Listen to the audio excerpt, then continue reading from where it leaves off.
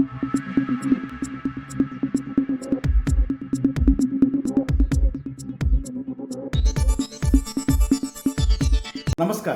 Village news TV പ്രധാന വാർത്തകൾ.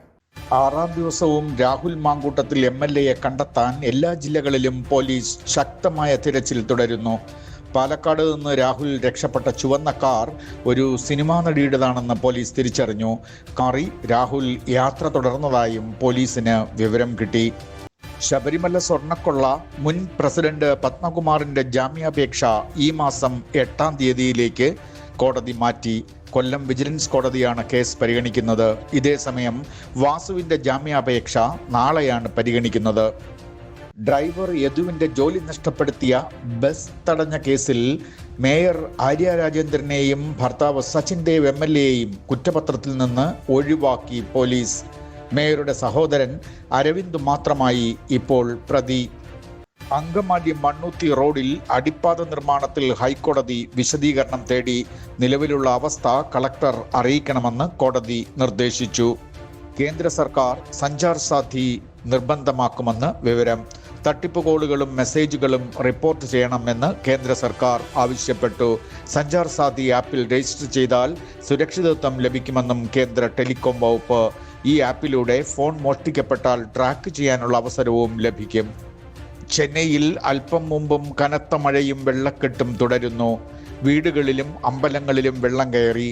Road വഴിയുള്ള യാത്ര അതീവ ദുഷ്കരമായി. വിമാനങ്ങളും വൈകുന്നു. ന്യൂസ് 24-നെതിരെ 2000 കോടി രൂപയുടെ അഴിമതി ആരോപണവുമായി റിപ്പോർട്ടർ ചാനൽ എക്സ്ക്ലൂസീവ് വാർത്ത പുറത്തുവിട്ടു. നിലമ്പൂർ സ്വദേശിയുടെ പരാതിയിൽ കേസായെങ്കിലും കേസ് ഫ്രീസറിലായെന്ന് ചാനൽ പറയുന്നു. 24 ന്യൂസിന്റെ ചെയർമാൻ മുഹമ്മദ് ആലിങ്കലിനെതിരെയാണ് റിപ്പോർട്ടർ ചാനലിന്റെ എക്സ്ക്ലൂസീവ് അല്പം മുമ്പ് പുറത്തു വന്നത്. കുട്ടികൾ നല്ല നിലയിലെത്തണ്ടേ? പഠനത്തിലും ജീവിതത്തിലും അവരെ മുന്നിലെത്തിക്കുവാൻ early brain mapping and academic കൗൺസിലിംഗിന് അവരെ വിധേയരാക്കൂ. ജീവിതത്തിൽ അവർക്ക് വേണ്ടി നിങ്ങൾ ചെയ്യുന്ന ഏറ്റവും വലിയ സൽപ്രവൃത്തി online and offline service global gateway institute early brain mapping and academic counselling. ഇപ്പോൾ വിളിക്കുക 81-29-51-6829. മറ്റൊരു നമ്പർ 9074746363. നാളെ ശംഖുമുഖത്ത് കടലിലും ആകാശത്തുമായി വൈകുന്നേരം 4:30 മണിക്ക് തുടങ്ങുന്ന നേവി അഭ്യാസ പ്രകടനങ്ങൾ കാണാൻ വെട്ടുകാട് ഭാഗത്തും സൗകര്യമുണ്ടായിരിക്കുമെന്ന് അറിയിപ്പ്. രാഷ്ട്രപതി ദ്രൗപദി മുർമുവാണ് നാവികസേനാ ദിനാഘോഷത്തിൽ മുഖ്യ അതിഥിയായി എത്തുന്നത്. 15 വൻ സാമ്പത്തിക കുറ്റവാളികളിൽ നിന്ന് ദേശസാൽകൃത ബാങ്കുകൾക്ക് 58,000 കോടി രൂപ കിട്ടാനുണ്ടെന്ന് ധനകാര്യ സഹമന്ത്രി പങ്കജ് ചൗധരി ലോക്സഭയിൽ പറഞ്ഞു. ലോക്സഭയിൽ ഇന്നും ബഹളത്തിൽ മുങ്ങി. SIR-ന്മേൽ പ്രതിപക്ഷം ചർച്ച ആവശ്യപ്പെട്ടെങ്കിലും ആ ആവശ്യം തള്ളിക്കളയുകയായിരുന്നു. തെരഞ്ഞെടുപ്പ് അടുക്കുമ്പോൾ ED വരുന്നത് സാധാരണ സംഭവമാണെന്ന് CPM സംസ്ഥാന സെക്രട്ടറി ഗോവിന്ദൻ മാഷ് പറഞ്ഞു. CPM-ന് ഭയക്കേണ്ട കാര്യമില്ലെന്നും സംസ്ഥാന സെക്രട്ടറി പറഞ്ഞു. തിരുവനന്തപുരത്ത് കഴക്കൂട്ടത്ത് CPM വനിതാ സ്ഥാനാർത്ഥിക്ക് നേരെ ആക്രമണം നടത്തിയ ക്രിമിനൽ സംഘം അറസ്റ്റിൽ. ലഹരി കച്ചവടക്കാരായ ഹരീഷ് ബാബു, സന്ദീപ്, ആദികേശവ് എന്നിവരെയാണ് പോലീസ് പിടികൂടിയത്.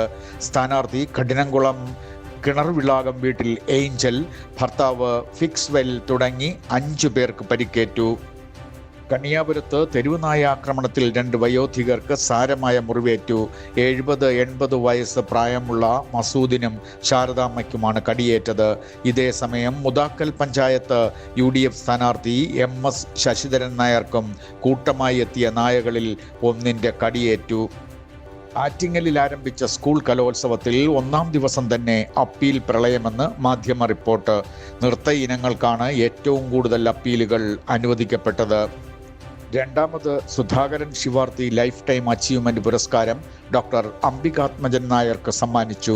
പ്രശസ്ത നാടക നടനും പുരസ്കാര ജേതാവുമായ അന്തരിച്ച സുധാകരൻ ശിവാർത്തിയുടെ പേരിൽ നടചരിതം നാടക കൂട്ടായ്മ ഏർപ്പെടുത്തിയ 10,001 രൂപയും ശില്പവും അടങ്ങിയ അവാർഡ് സൂര്യ കൃഷ്ണമൂർത്തി സമ്മാനിച്ചു. എനിക്ക് നിന്റെ അഭിപ്രായം വേണ്ട, പറയുന്നത് അനുസരിച്ചാൽ മതി.